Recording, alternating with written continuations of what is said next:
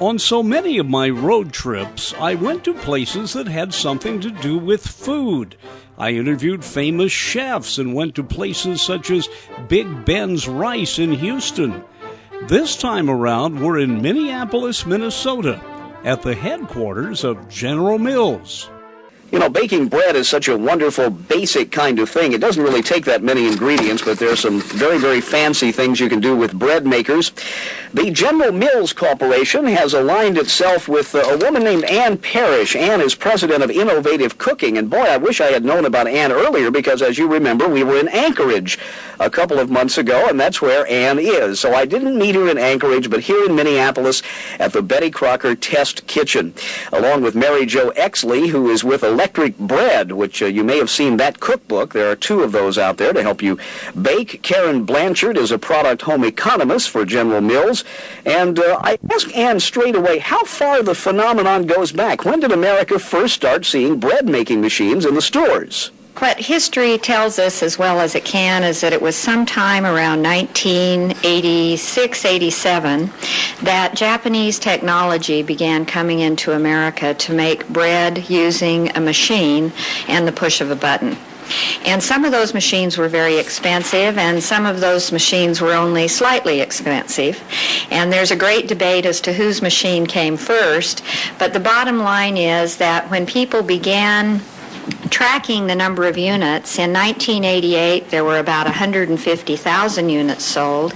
By 1991 there were about 1 million bread machines in America, and today there are about 18 million, or by the end of this year, that's the estimate. So what that tells us is that in less than 10 years there has been a very quiet but large revolution taking place in kitchens. In 1991, a group of Alaskans who had quite a bit of business experience, some capital, and bread machines in their home took a look at this particular industry and said, I wonder if anyone is taking it seriously. And so we decided to do some market research, and we called people like Gold Medal and Panasonic and Well-Built and DAC, and we talked to them about whether or not if someone were to establish a research facility and look at what happened when you combine recipe flour and yeast with a product, whether or not they would like to participate. And they said yes, and we said good, because we want to create recipes that work in all machines. And so that was the beginning. And in 1991, our test kitchen, which was set up to conduct that research, baked about 4,000 loaves, and we created a book that has now become fairly well known across America called Electric Bread. And it's available from Walmart to Williams-Sonoma, from Barnes & Noble to the smallest bookstore in your rural hometown. And it has become somewhat the Bible for people who have bread machines in their home. And it takes people who have never made bread with a bread machine before, from new technology to fresh, flavorful loaves. I guess the question to ask at the beginning there is, how important was it to find some kind of standard that would work on all of those machines? Because I guess as a layman, I had the misconception that they were all pretty much the same, just looked different on the outside.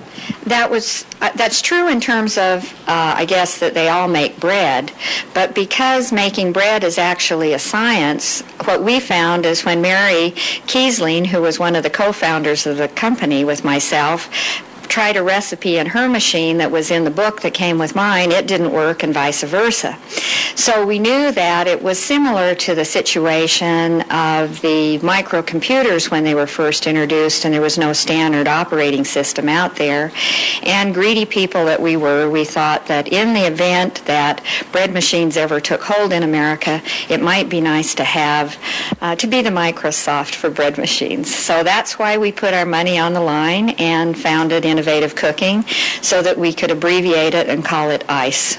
This week we're in the test kitchens of General Mills, to be specific, the wonderful Betty Crocker Test Kitchens, and there are a lot of them, interestingly enough, each with a different kind of motif. There's a colonial-looking one and a modern one and a Swiss chalet. It's really a neat place. We're talking about the rise in popularity of bread makers and the whole wonderful family thing of breaking and making bread at home. We're in the test kitchen with Ann Parrish, who is president of Innovative Cooking, headquartered in Anchorage, Alaska, and also with us Karen Blanchard. You'll be hearing from her in just a moment. She's a product home economist with General Mills.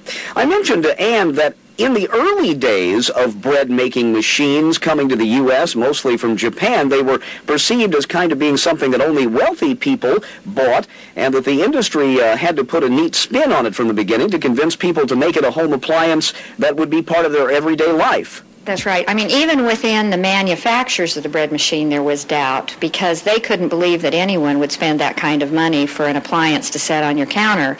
They were having trouble selling much smaller appliances at lower prices.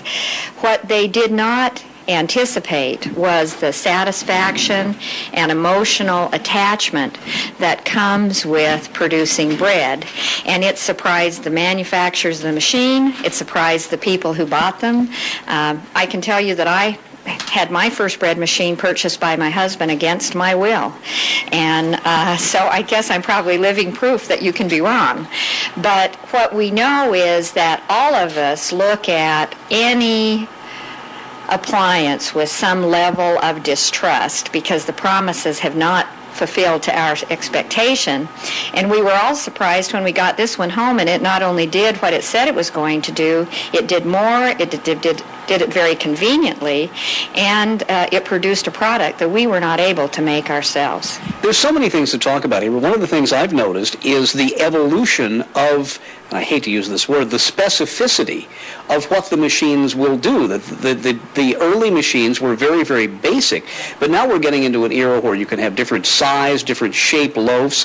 Some of them will add ingredients later. It's really a time, I think, when, if I can put words in your mouth, where people need to look again at what's available out there. Well, when we founded the test kitchen, in that first 4,000 loaves, we were using 17 machines. On Wednesday, when I left Anchorage, Alaska, the test kitchen was baking with 44 machines of the about 220 that we now have in our possession, and they were on their 24,000 and something loaf. They were baking chocolate that day, by the way, and it smelled like a chocolate chip cookie factory. But the variety out there is definitely there.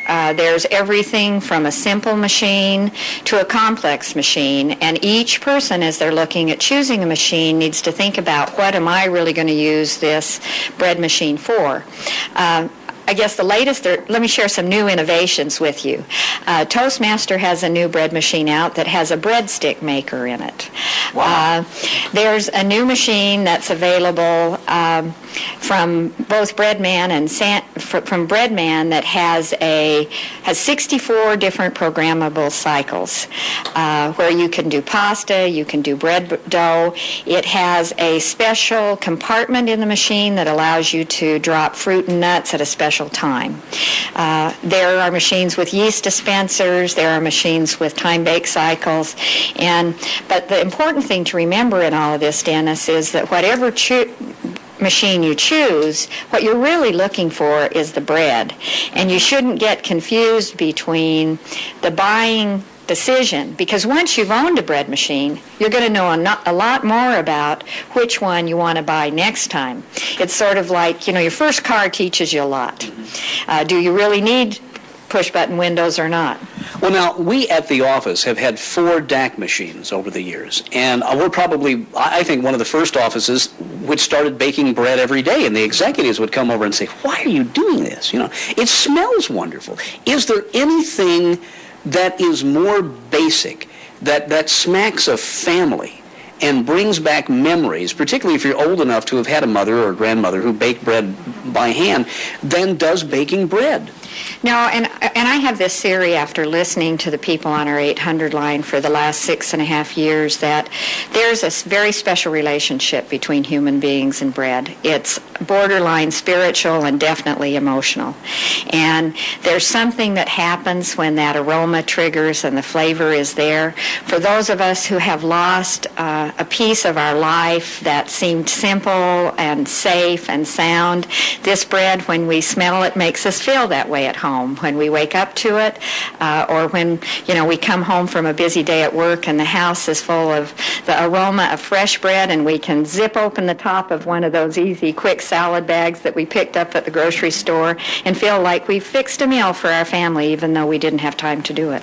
This week on American Montage, we are on the road again in the Betty Crocker Test Kitchens at the big headquarters of General Mills just outside of Minneapolis.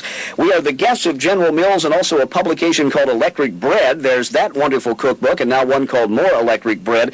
By the way, the innovative cooking group that Ann Parrish is connected with and Electric Bread have a wonderful booklet out to help you decide which kind of bread maker you need, because they run different times and cost different amounts of money. There's just a ton of them out there. They usually charge for it, but they've left me a note here that if you're among the first 250 people to call their 800 number, they will send you one for free, and if you already have a bread maker, they'll send you some recipes. So here's the 800 number. I'll give it several times. It's 800-541-2133. 800-541-2133. Tell them Dennis told you to call 800-541-2133 for your free book on picking the best bread maker for you. And join me down here, if you will. I want to move down the counter a little bit. There are so many bread bakers around here. You have at the at General Mills. The proper name is the Betty Crocker Test Kitchens, is that? I don't know. Karen will have to. Karen, what do you call it here? Karen, what's your last name? Blanchard, Karen Blanchard. And you spend a lot of time here just baking bread, huh? Baking bread and baking more bread and more bread and more bread. What does it feel like to be associated with a company like this where the whole thing is doing something constructive and having fun? I mean, you and I both might have changed careers and been shoe salesmen right now. Not that there's anything wrong with selling shoes, but is it fun to do all of this? It's fun because the company, in my mind, has the consumer's interest at its best heart. And I think that is so because I spend so much time making bread and looking at recipes and using our flour and making that flour be a big component of that recipe.